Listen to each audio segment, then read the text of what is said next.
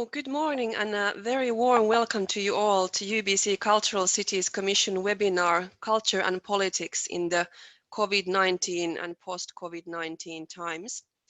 My name is Irene Pendolin and I'm UBC's Communications Manager, and I will be the technical support for this webinar.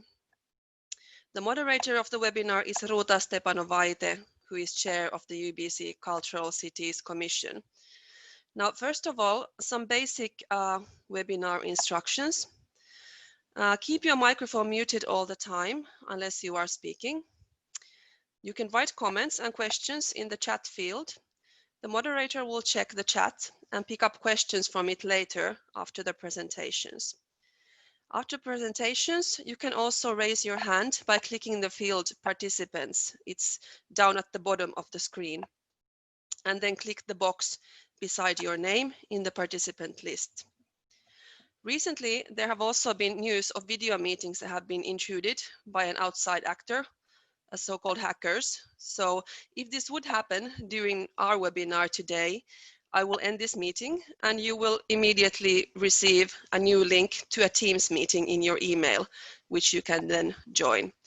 So this is just a precaution, so a plan B, and for this meeting, we hope everything goes smoothly. But enough with the techniques and let's get to business. So I'm glad to give the virtual floor to UBC Secretary General Pavel Zabolitsky for some words of welcome. Pavel, the floor is yours.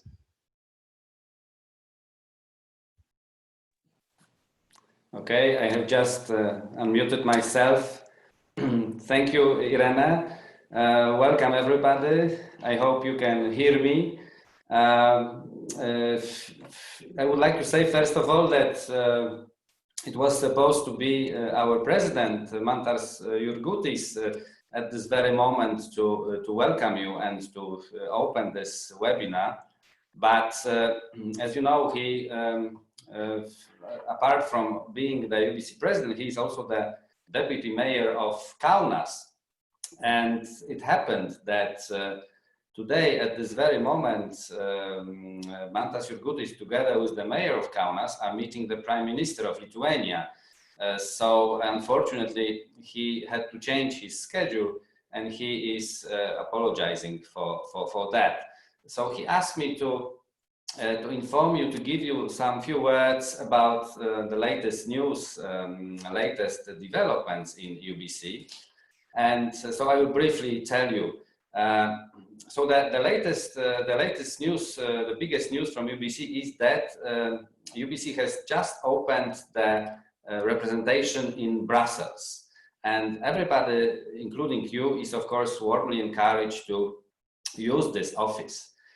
This office has been opened in cooperation with the non-governmental organization Out of the Box, which have been established in Brussels for 15 years and have, of course, very good contacts over there because of that. The aim of this office is to raise our visibility in Brussels, for example, by organizing seminars and events on the occasions like, for example, European Week of Regions and Cities, which of course will be very, very good for UBC if we are present during such occasions. Also, they will facilitate meetings with all stakeholders in Brussels, like representatives of the European Parliament, like members of the Committee of the Regions, like high-level representatives of general directorates. Also, our Brussels antenna will help us to influence European Union policies from the point of view of the member cities' interests, of course. Brussels antenna will support UBC in making projects applications for the EU funding. Already this spring, UBC has taken part in 6 applications, and 4 of them were prepared together with our Brussels antenna. So this cooperation is already going on. Next Monday, there will be a first kickoff meeting of the task force, UBC task force on policy and projects. And if you would like to contribute, you are all very welcome to join us and join this meeting, kickoff meeting. So please contact us after the webinar, and we will send you all the details. Already some of you have signed up for contributing to this task force. On behalf of the President, of course, I would like to wish you a fruitful webinar. Today we are going to discuss the measures, the ways the cities are helping the cultural institutions, the artists, how to survive during the pandemic. And of course, I hope, the President hopes that the result of this meeting will be that we will get back to normal swiftly as soon as possible. And what is normal? The normal is, of course, the rich and diverse cultural life of our member cities in the Baltic Sea region. So thank you very much, and let's have a good meeting. Thank you very much, Pavel. So now I will give the floor to Ruta Stepanovaite, Chair of the UBC Cultural Cities Commission and the moderator of this webinar. Ruta, the floor is yours. Thank you so much, Irina. Thank you, Pavel. So I'm really thrilled today to open an initial event of an online meetings presented by the UBC Cultural Cities Commission. And as you already know, my name is Ruta Stepanovaite. I'm chair of the commission and as well as the director of a municipal office, Kaunas Artist House. And for the last 13 years, working both with the NGOs and representing institutions, also being a part of policy-making working groups, I'm more than ever concerned that the underlying principle of progress is usually creating a space for a critical discourse and an empathic coexistence, and creating a space also for sharing different perspectives and simultaneously stimulating new ways of seeing and thinking. The main goal of the cycle of the online events, that will be held 3 of them until September, is to create a space for open discussion, also sharing knowledge and know-how, or simply inspiring. I would like to see the webinars as an informal space to meet and altogether try to agree on what in the time of pandemic and crisis alike matters most and why. So the first half of this year brought us all challenges that could not have been foreseen and prepared for. So during a few months period, the long established processes had to be restructured, and the ways of functioning, the connections and all the preconditions for their formation had to be rethought. And also more attention had to be paid to the aspects of self-organization, mutual assistance, and simply survival. So the emergencies, as we all know, create tensions, and in this background, decisions and measures must be implemented quickly, and there's very little room for an error. Or we can ask, maybe there are more optimistic scenarios regarding the global changes. So today we will talk about culture and politics in the COVID-19, post-COVID-19 times. The culture ecosystem is based on the intertwining of several actors and sectors, and it is time to ask what is the role of the governments across Europe and specifically the Baltic Sea region in sustaining culture and during and after the pandemic period, and what specific measures are taken in different countries and what is up to come. Do we have a clearly cut plan for the ECR or EU? Also, I think that it's no less important to reflect upon what are the challenges and possibilities and responsibilities of a non-governmental field to take action in the face of a crisis. And how can the cultural sector transform or adapt its ways of operating in these stressful times and thus legitimize the needs for its activities? And finally, what are new ways and formats that are to be sustained? So today, I'm really pleased to introduce today's speakers, colleagues working on developing and sustaining culture on very different levels. So please welcome Maya Wagner and Ekaterina Lavrinets. So Maya is the head of a cultural department, City of Gdynia, and she's an active member of various committees dealing with culture, education, and security issues. And for years, Maya has been associated with international organizations, strengthening cooperation between the countries of the Baltic Sea region as a board member of the Union of Baltic Cities. Also, Ekaterina is the urban researcher, educator, curator, participatory development facilitator. Also, she's a co-founder and curator of NGO, Laimikis.lt. It is the laboratory for urban games and research. And I've met Ekaterina first in 2019 on the Urb Cultural Planning Conference in Kiel, where the Union of Baltic Cities Cultural Cities Commission was invited to be part of the event. So we proceeded on the cooperation all through the year, where together with Danish Institute in Riga, we held a meeting of the Cultural City Commissions in October in Kaunas. So Ekaterina is a strategic planning coordinator from Lithuania team. First of all, I will give the floor to Maya and then to Ekaterina, but also I would like to say that all the attendees of today's meeting are very welcome to leave their comments in the chat section. I will be moderating these comments and questions, and we will have them discussed after 2 presentations. So I'm giving the floor to Maya. Thank you for joining us today, and the floor is yours. Good morning, everyone. It is a huge privilege to be here with you and to be able to share the actions that were taken by the city of Gdynia, and also to share with you the expectations upon what's going to happen next, and to somehow foresee or ask the question in the group of the people we are here: can we foresee similar actions in the future, and what can we do as the city members, as the cities, to build up the culture as such.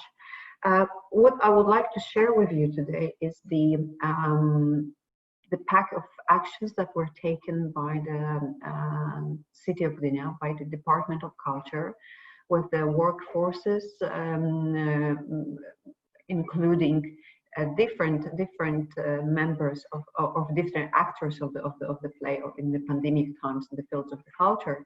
This is not only the cultural department, but it's also the non-governmental organizations, it is the citizens as such, and the creators and the actors and the artists.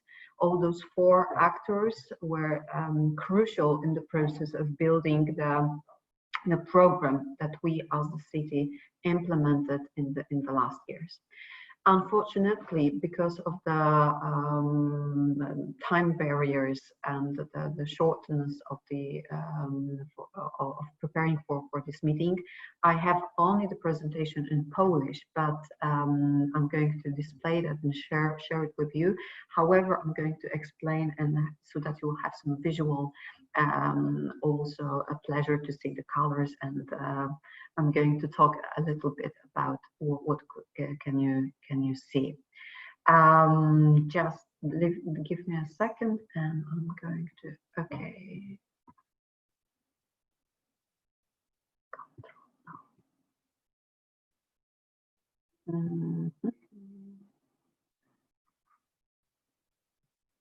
Sorry, it was working like a minute before.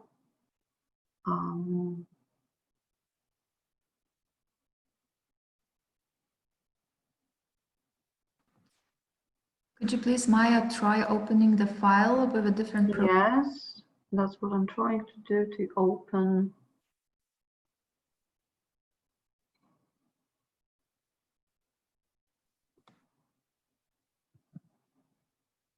Can you see it now? Yes? Okay. So the project that we implemented very abruptly, because the pandemic in Poland as such was stated on the 13th of March, and on the 16th of March we started the project, including using the internet as such and the social media to build up the project that is called the Culture Joining Forces. And it started very, very quickly on Monday, and was packed with different actions aiming to the citizens of Gdynia and what has come afterwards of the citizens of the region, trying to show all the activities within the culture that can be transformed into the internet. The project was constructed in a way that every day we launched the program dedicated to the different fields of the culture. On Monday, it were projects connected with the film. The other day, literature, workshops, concerts, discussions. The project was very broadly commented on the Polish media as the one that included different forces, non-governmental organizations, the institutions, local institutions, but also we joined forces with the different cities in Poland, exchanging the materials that we had, exchanging the actors, the speakers. We had and we still have huge connections with Krakow, which is the capital of literature of the UNESCO cities. Therefore, we built up our program with different actors, not only from the Baltic Sea region, but also from the cities that are not so close to us. Therefore, we do think, and we are prepared in the future to use that what happened now in building up and linking with the different cities to share the culture. We saw that the experiences from the pandemic time give us completely different perspective on enriching what we as the city can offer to the citizens. When thinking about disabilities, when thinking about the people that are from the different reasons not able to actively participate on everyday basis in the culture, internet show us the extreme possibilities of including previously excluded group of the people. What you can see here on the print screen is that we as the city joined different forces, as it was stated, and with the non-governmental organizations, which we as the city very closely cooperate during the year, giving different grants, different projects. Because of the pandemic time, most of them were not able to fulfill the expectations that were written in the agreement. And we made like extra, what you called it, appendix to those agreements, letting organizations to do their projects online, which previously was not stated. The flexibility of thinking of how to involve organizations, not losing money, not depriving people of the money that were given from the city, were very crucial for us. So keep it sustainable for the organizations to have that financial stability in the times we are we still do not know what's going to happen next. But for the last 3 months, we did not cut any financing for the non-governmental organizations. Of course, most of the activities were based on the YouTube and on the social media, on Facebook or Instagram and so on and so forth. But we also try to involve people in being actively involved in what our institutions have in offer.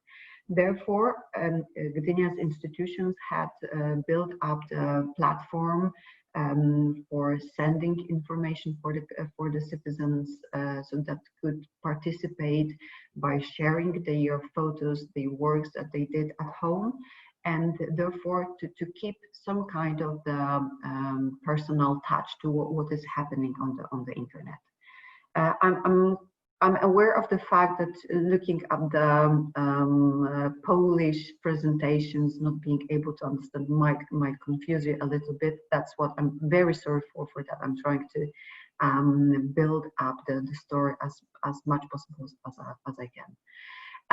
On the next slide, what you have here, it's very briefly to show you reactions of the people, comments that we did receive after each and every material that we posted. People were very, yes, I might say grateful for the fact that we did not forget about the culture, about building the strategy when thinking about keeping the culture alive. Many people were involved in the discussions, in giving us the feedback, in commenting the material that were posted. And numbers of participants before the pandemic time and after the pandemic time were about 400% rising for each of the material that we were presenting. So we saw that there is a huge urge within people to be still actively involved in the field of the culture. And that we presented to the mayor of the city, showing that cutting the finances on the culture is the wrong idea, that still many people keep the culture in mind as the balancing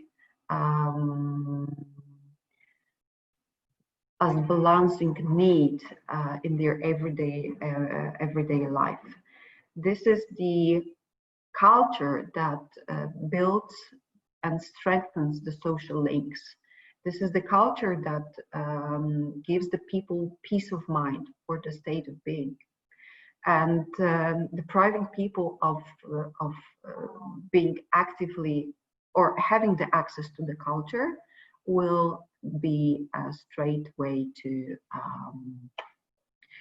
the problems. And therefore, the mayor of the city decided that we are not going to cut any finances on the culture.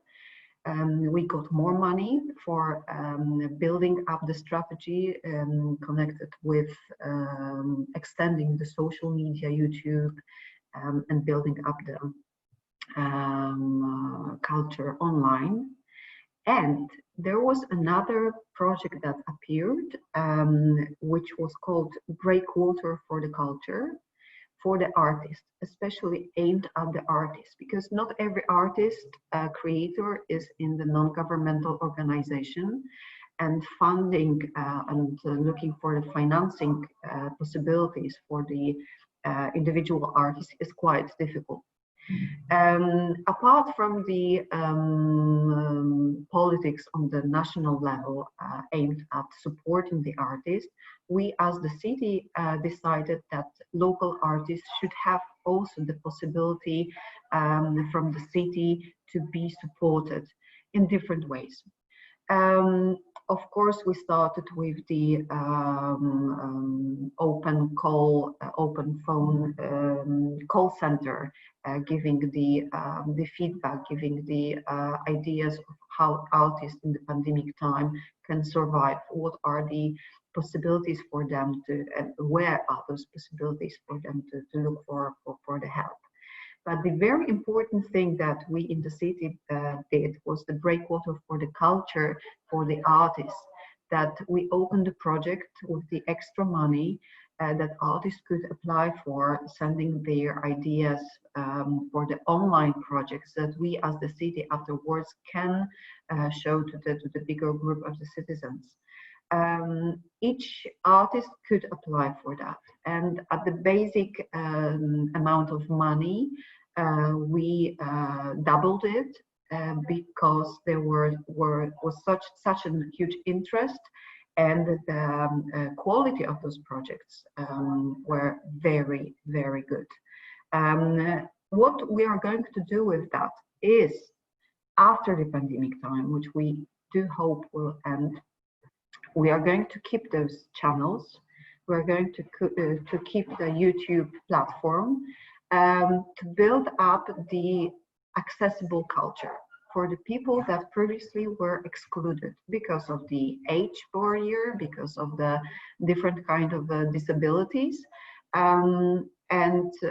This is the chance for every city to build up the strategy of using social media, of using the internet to include people that were previously excluded from the active involvement in the culture. So this project, which started within the pandemic time, is going to evolve and be still, and we are going to continue that with the different viewing of what the aim of the project might be. What you have here on the print is the different artists, different institutions, different non-governmental organizations that took part in the project. As you can see, we've got institutions and foundations. So as I mentioned at the very beginning, also inter-city cooperations, which works very well. Krakow, the film school in Gdynia, museums, theaters, libraries, and also non-governmental organizations like traffic design and so on and so forth. And the other part that you have, those are not all organizations, not all artists that we work with. Our artists, tutors, lecturers from the university, professors that also took part in our project. Quite a lot of people, and as it works on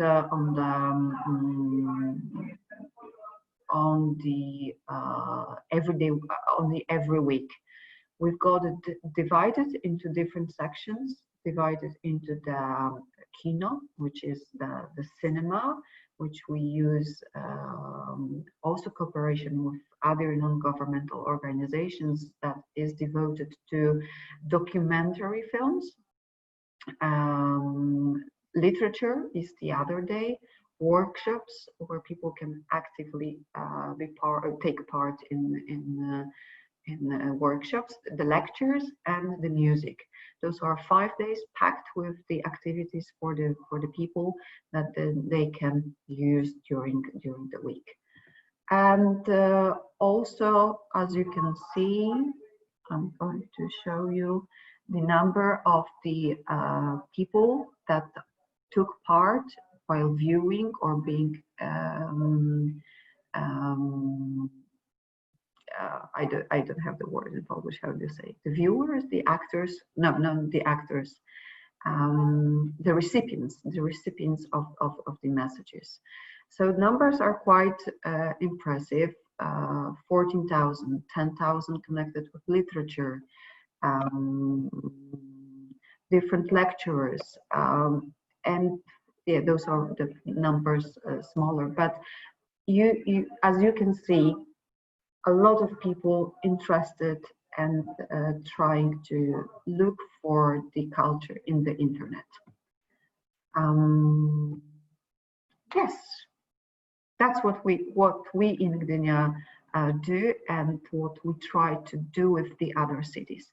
To comment upon that, what I presented to you, the project was widely commented in the Polish media for being very quick in action, that we not waited for many months, many weeks to start with the project.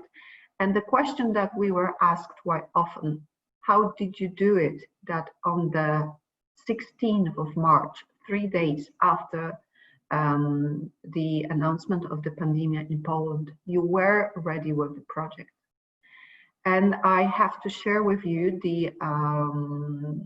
the work that we did previously. We were actively anticipating and being observant of what's happening in the world. And we knew sooner or later that a lot of actions will have to be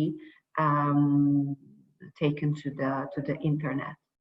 And the other factor is that we still do think about culture as the inclusive tool for building up the social relations. Thank you.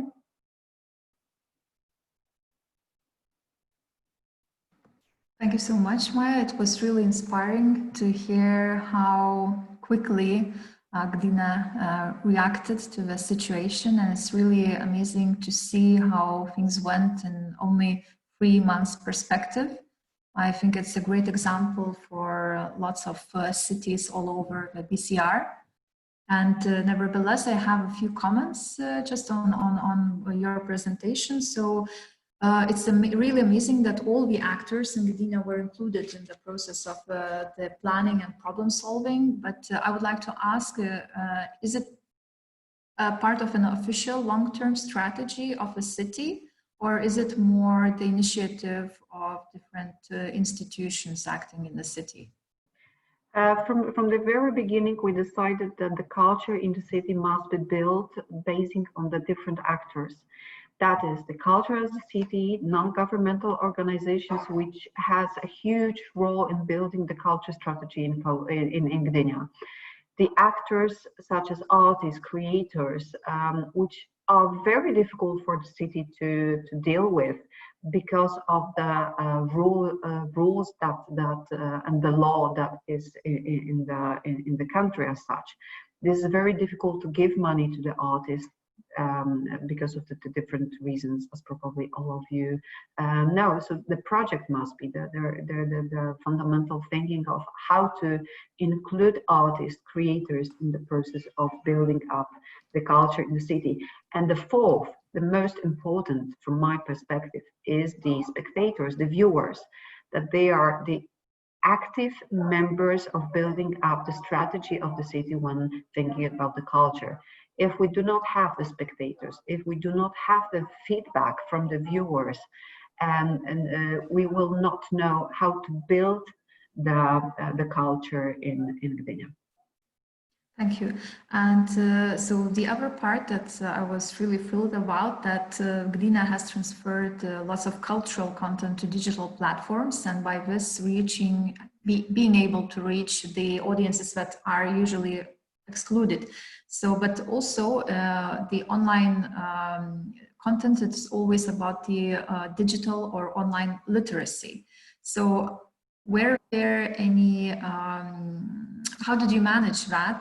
How did you include people with no digital literacy into this content?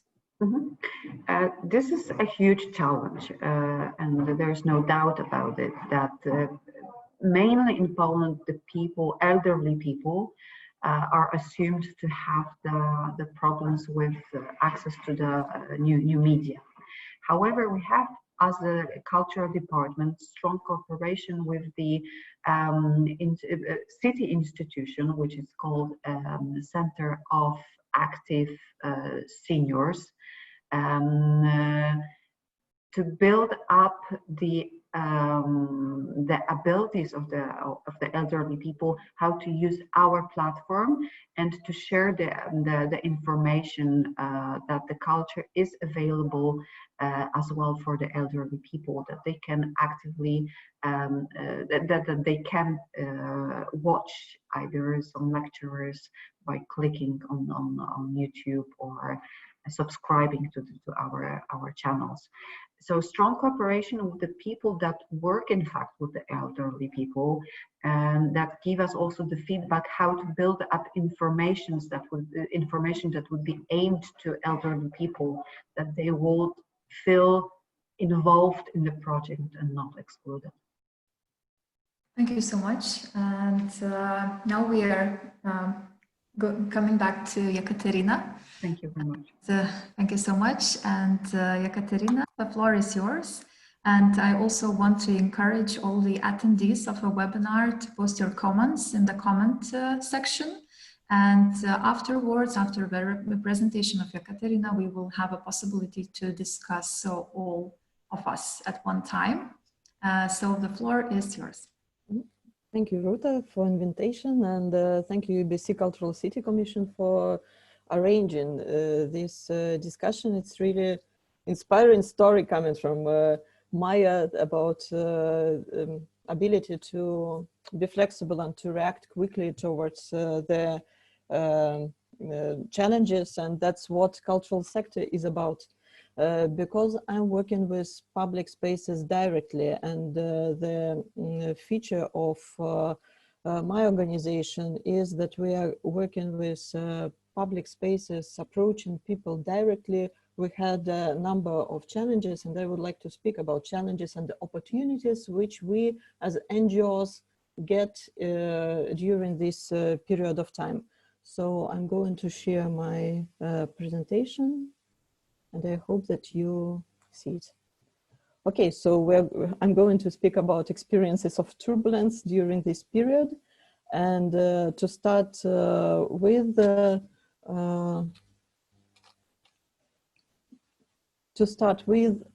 all of us, cultural organizations and cultural actors, we are creating in our work the experience of togetherness. So we create conditions for sharing the emotions, the experiences, the resources, the knowledge, and that is the soul of our sector. So during the pandemic, we've got a number of challenges which I would like to reflect upon shortly. There were several structures which were affected and which needed to be re-examined. First of all, it's our space. We needed to rearrange our living and working space, but it also could encourage us to bring variety, more cultural functions within our neighborhoods, within our closest surrounding. Later on, I will provide several examples on that.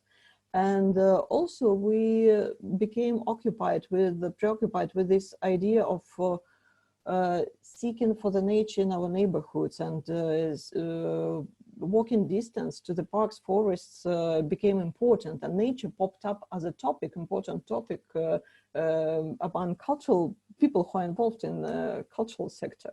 The other thing is time. It's the time slowed, and also we had to invent some alternative schedules, work, leisure, new rhythms emerged. But what we could be positive about is actually cultural sector reduced its carbon footprint. Previously we were going to the conferences, right? And when I was thinking how many conferences we attend during the year, going there physically, I understood that there are huge resources involved in that, and maybe it's a good time also to reconsider the use of these resources. Maybe it's a good idea to put them sometimes not in physical being somewhere, but also to the work within our sector. Also connections are hugely important, and here I cooperate with Maya, who points out that it was important opportunity to reach people who were not reached before during our activities. So reaching and targeting people at homes is really a shift in inclusive thinking.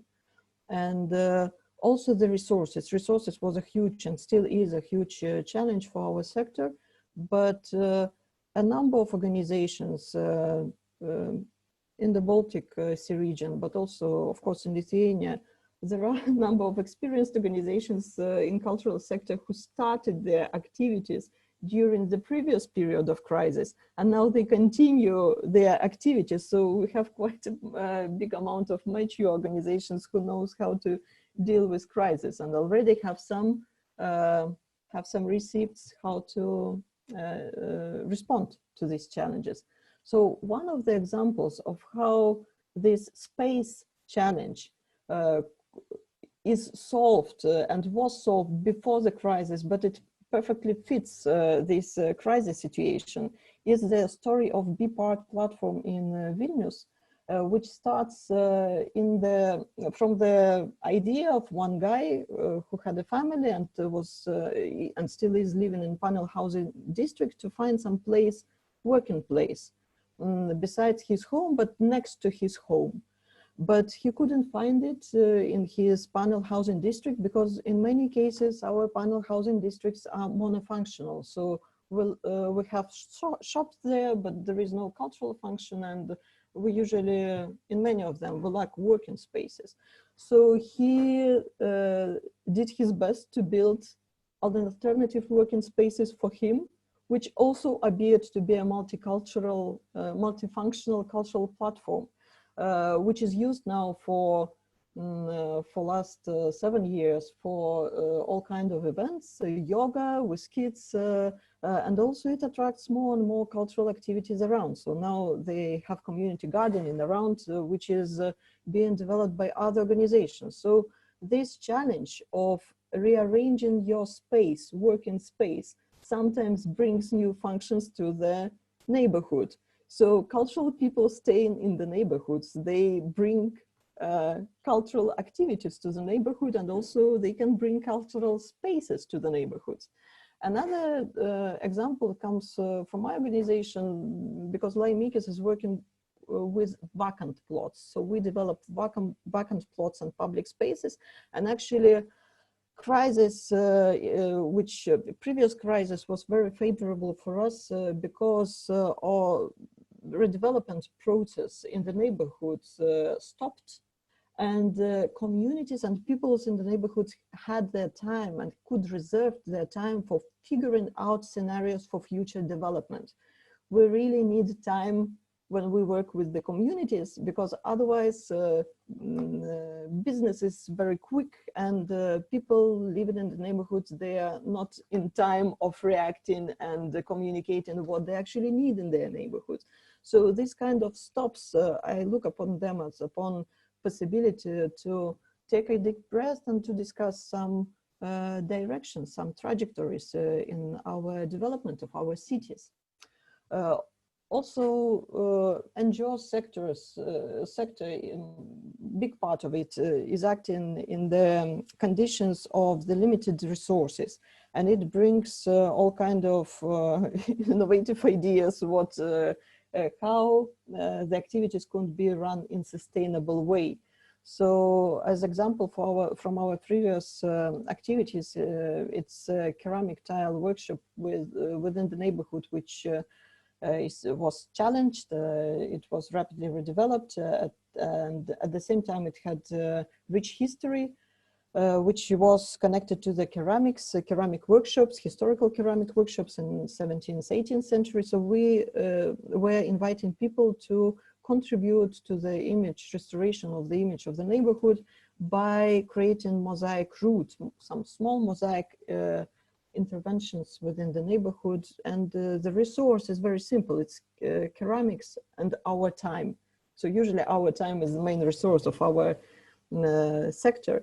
But this brings also sustainability, because if you use simple materials and simple methods of involving people to some activity, this activity will live for a long time. It's still living there in the neighborhood, although it moves to some other places, from the poles to some other places in the neighborhood. And all these kinds of activities, of course, they inspire other people to join and to start, people of the neighborhood, they start creating their own cultural activities as informal ones. So in this case, within that neighborhood, Šnipiškės, the name of it, There was local people, they started running their excursions within the neighborhood because they understood that the neighborhood is interesting for other people to come and to see and to explore the stories of the place.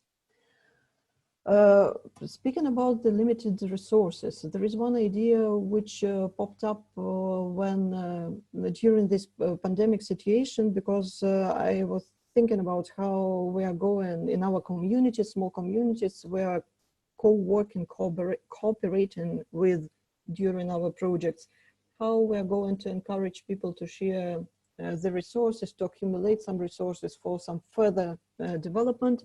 And one of the ideas is time banking. It's very simple method. I think that many of you are acquainted with it, but it's very simple and at the same time inspiring, because it appears that when you list the competences and abilities of the people within your community, within your neighborhood, you find out all kind of abilities and competences, and some of them are very simple, like reading, walking. Some are more complex, driving, maybe designing something, and some are super complex. And it appeared that within the communities, there is a huge need for these simple competences, like to walk to the shop and to buy something and to bring back, to read a book, to come to visit person and to read a book. So these kind of simple competences, it brings people together, and they could be used also online. You can transfer some of them online, like reading books and helping each other using also technologies. One more thing to be mentioned is about this part of cultural NGO field, which I explored together with Baltic Audience Links projects several years ago. I was making research on Latvia and Lithuania NGOs who are working within participatory development field, involving people into the redevelopment of public spaces within neighborhood. And what I found that it's very usual situation, but that usually these NGOs, they work for long period of time. So I was dealing with NGOs who at least work for 6 years, no, not less, but they are usually run by 2, maximum 3 people who are working elsewhere, not within NGO sector. So that means that people working elsewhere, they invest into NGO activities. So all of us, those people who are involved in these kind of NGOs, were also the investors of the activities, and this situation between the sectors. It's of course the challenge of the NGO, but also it brings some interesting insights when you combine different sectors. For example, in my case, I work in the university, educational sector, and cultural sector within my NGO, and these overlapping activities, they reinforce each other.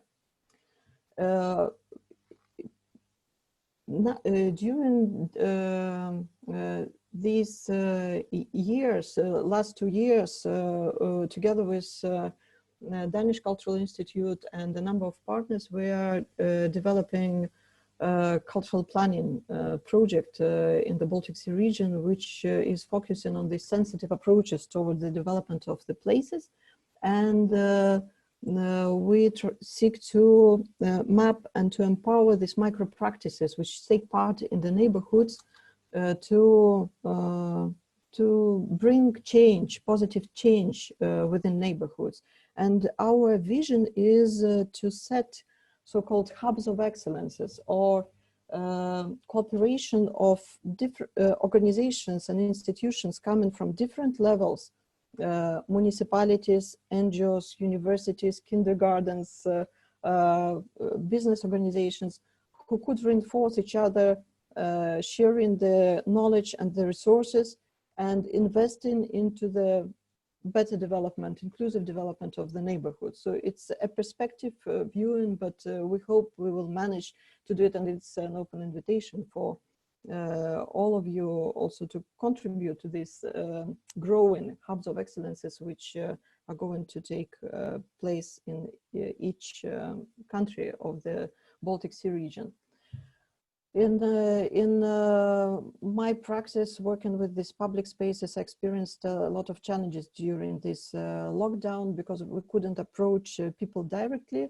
But at the same time, what we could see is that there are so many local heroes and heroines in the neighborhoods who, for example, grow their individual gardens, not coming to the bigger groups, but making some small activities alone, which still change the neighborhood. So it's something to draw upon in the activities of these cultural organizations who are working in the neighborhoods to make a series of interviews, to map this kind of to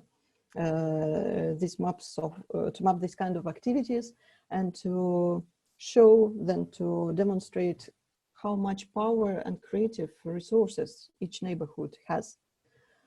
So the last moment is the question of how to reach people within their homes.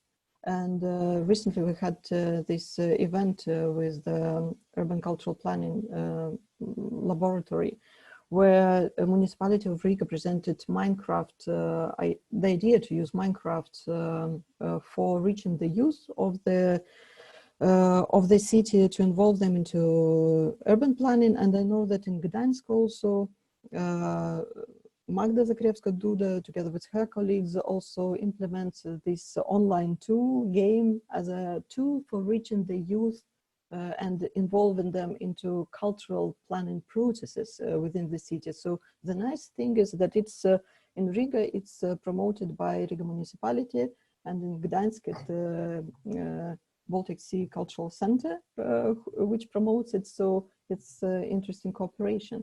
And the last thing is that I also was learning from my students who were making short workshops during this lockdown, together with local people, encouraging them to decorate some small things and leaving them afterwards within the neighborhood without any contact, you know. So I was quite skeptical about using Zoom at first for the creative workshops and for this art therapy, but it worked, and now these places are growing.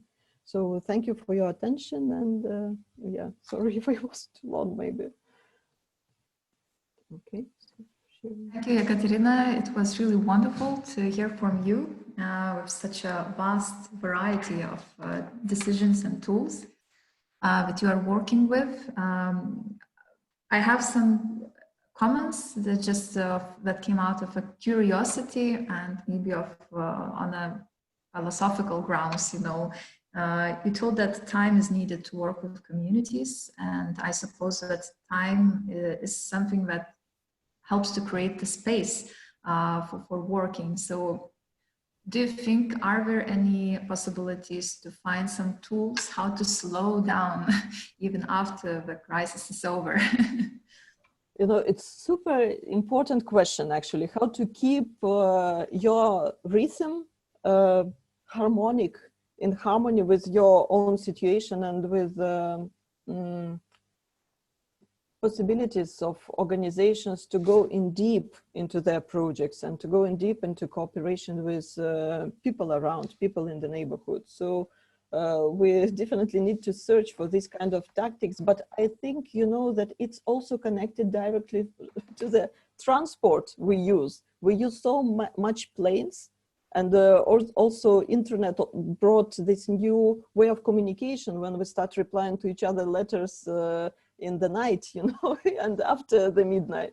So these things, if we regulate these things, we can also regulate our daily time. And there is this author, Erickson, I believe, who wrote 10 years ago, he wrote a book, now, The Tyranny of Time, I think, The Tyranny of Time, that all these mechanisms which provide us possibility to, how to say, to save your time, personal time. For example, you wait for elevator and you are not going to go by foot by stairs. They also take from you your time, and they make you then move faster and faster. So it's something to reconsider. I think the transportation system, especially within this awareness towards ecology, must be somehow reconsidered within our sector as well. It's very important. And it's our sector which is very, very sensitive towards also environmental issues. So maybe it could be one of the steps to somehow start traveling more slowly. Thank you so much. So we've already heard two presentations from Maya and Ekaterina from very different countries, but all together and from different sectors. And we've had really different points of view, but now we came up to the part where the discussion is open for all of us.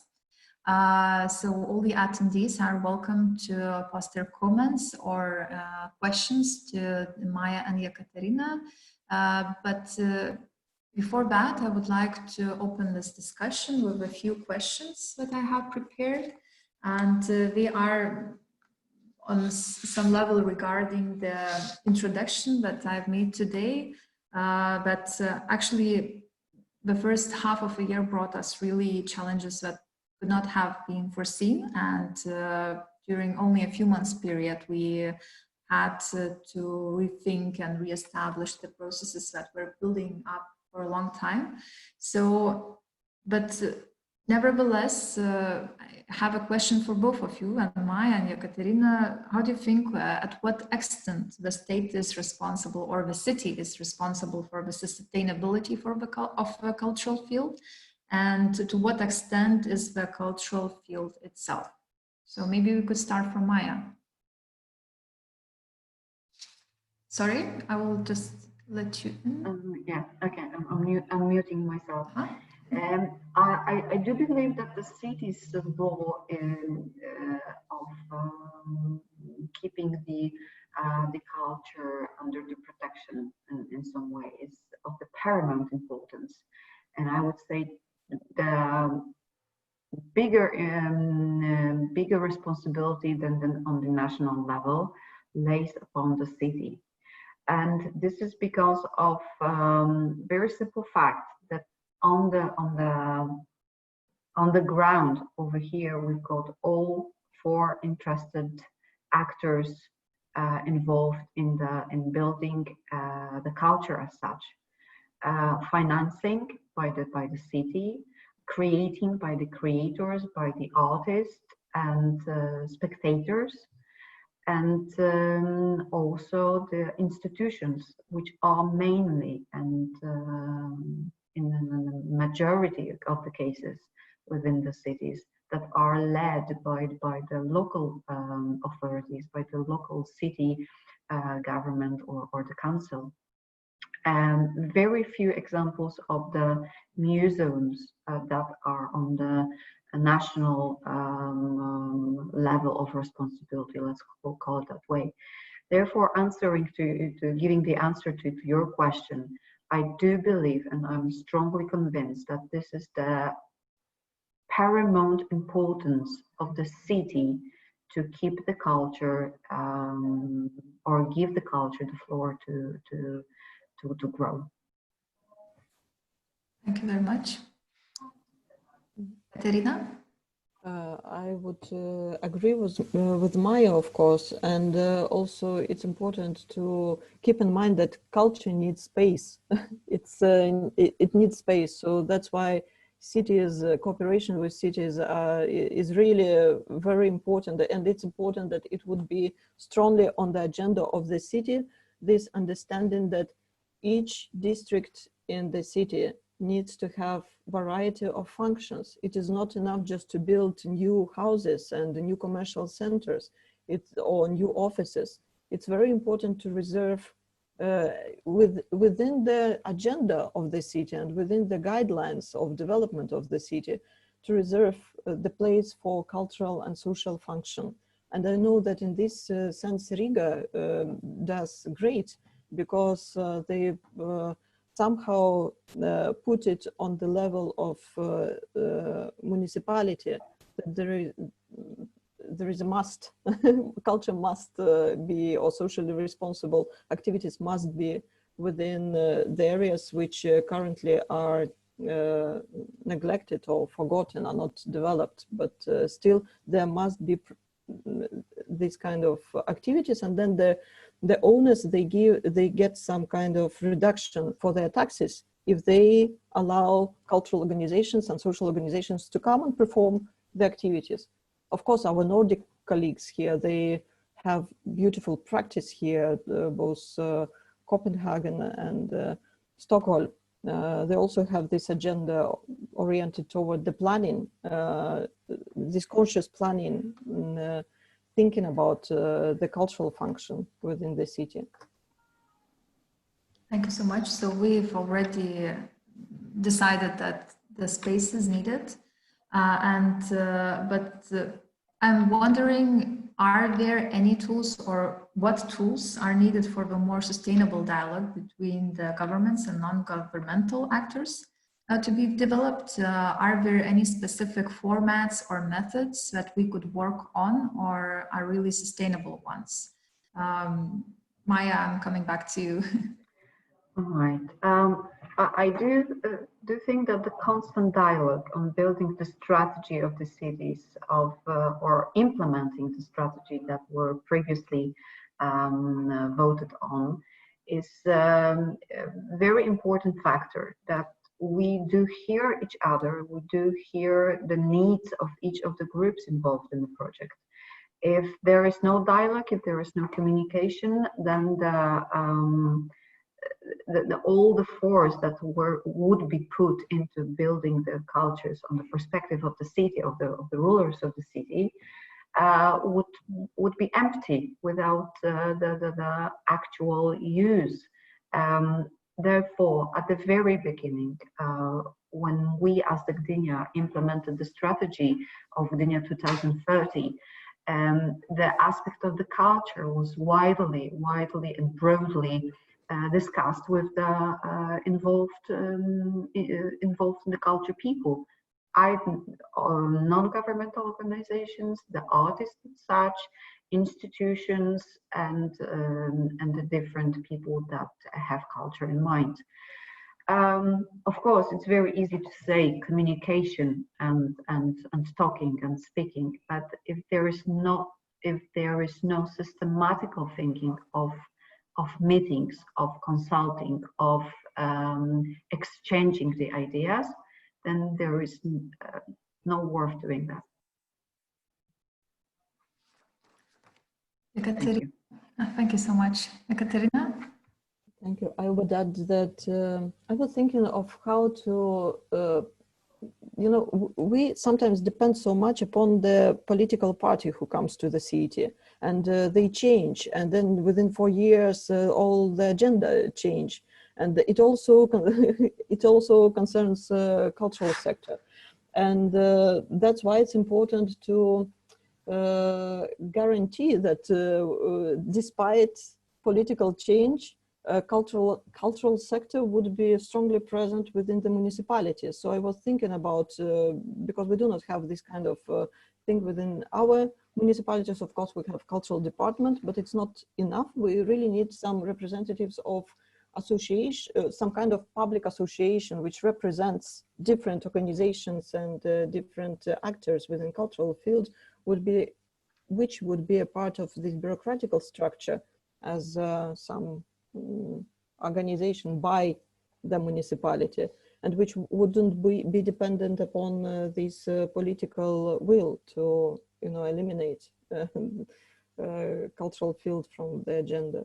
So that's one of things which also I think would be important to ensure that culture is not an episodic, not some episode within the development of the city, but it's constantly there.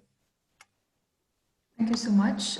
We have one comment and question from our attendee, Magdalena Zakrewska-Duda.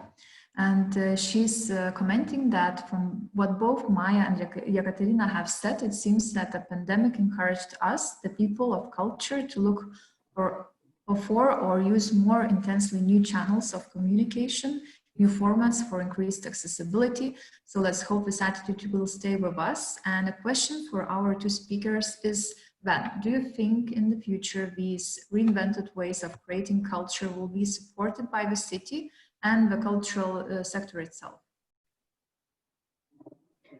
Yeah, okay. I think the door has been opened and it would be very difficult to close them back. I mean, showing the possibilities of the internet and showing how many people use it on different reasons, and but building also the believing that the online culture can work with the barriers that people have because of the disabilities or because of the economical problems, that they cannot actively be involved in some of the actions. It showed the rulers of the city that there is no way back, that what has been built will have to be continued, maybe because of the other reasons, but there is definitely new space for culture, and which would also involve some money. There is no doubt. I feel there is such a power with Maya, you know, Yeah. as Jedi say, power is strong with you. So I really would like to think that our municipality would grow its sensitivity towards the cultural activities, which sometimes are very small and local. They are happening on micro level, but they bring such a big change within the neighborhoods and within the social structure of the neighborhood.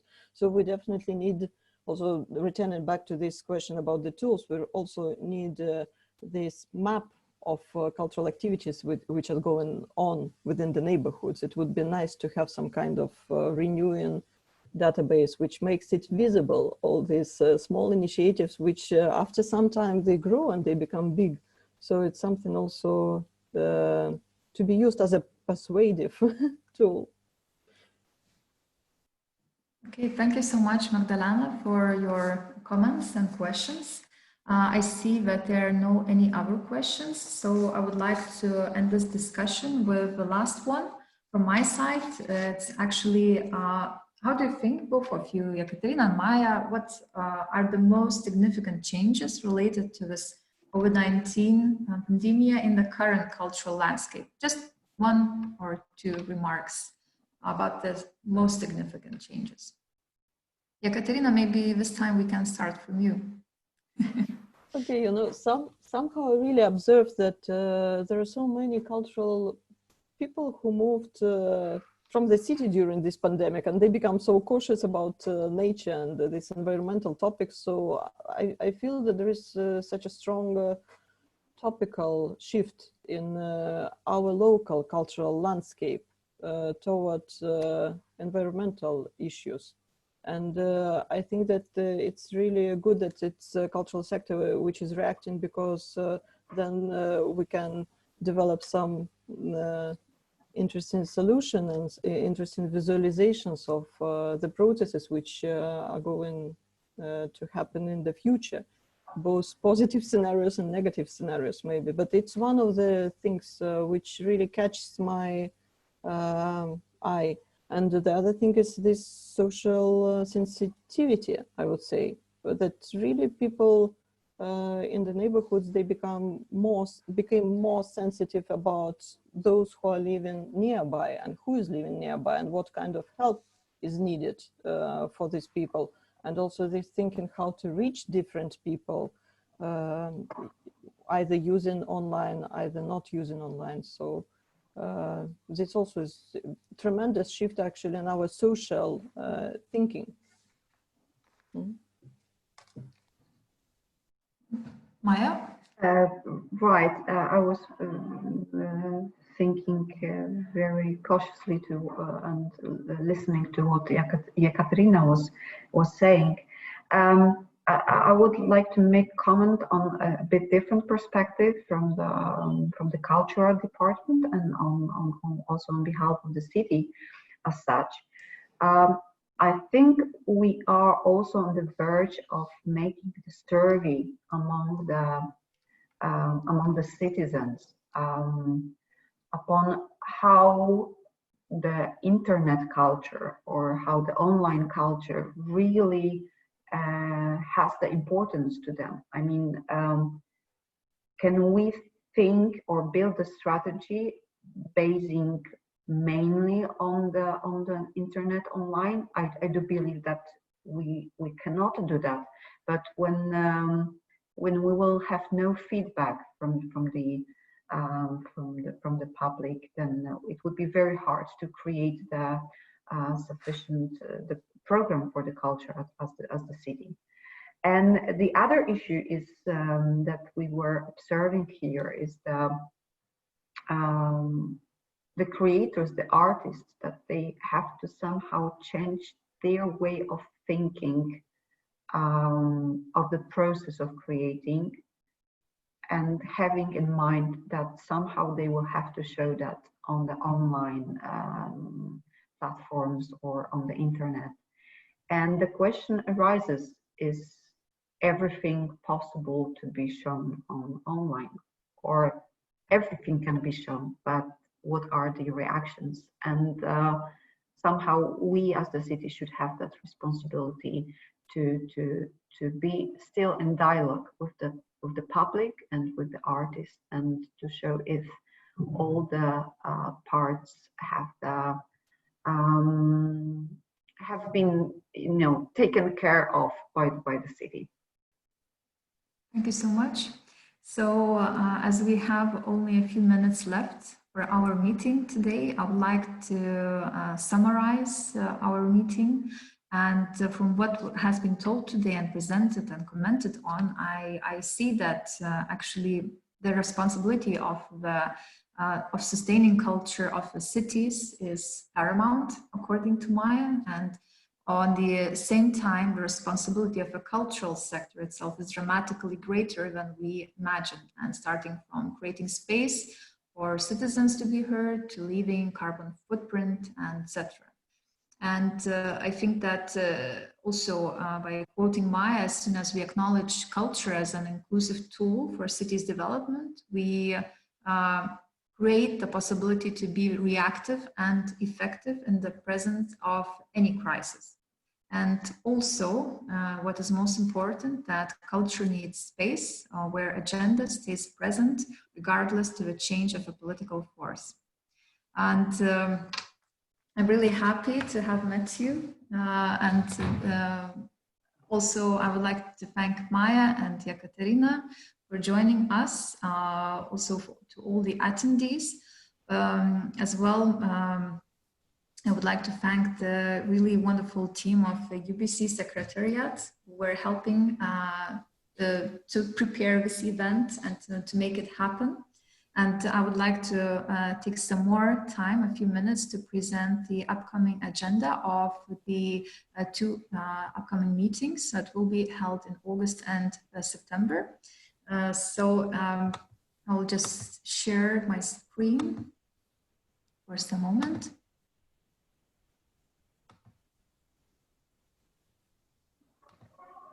Yes, so the upcoming online meeting or a webinar will be held on 4th of August 2020, the exact time, 10 CET. And the topic for our meeting will be pandemic and border closures, how to sustain cultural exchange.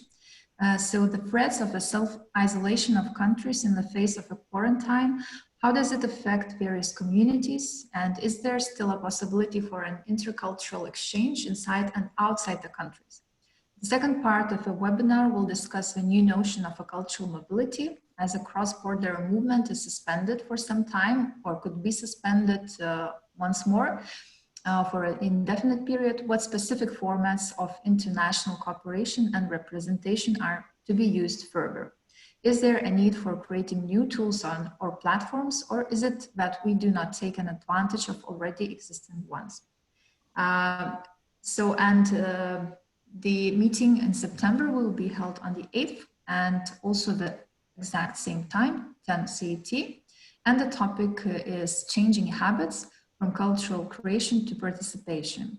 And the questions that we'll be discussing are about a half a year after the introduction of quarantine restrictions in Europe.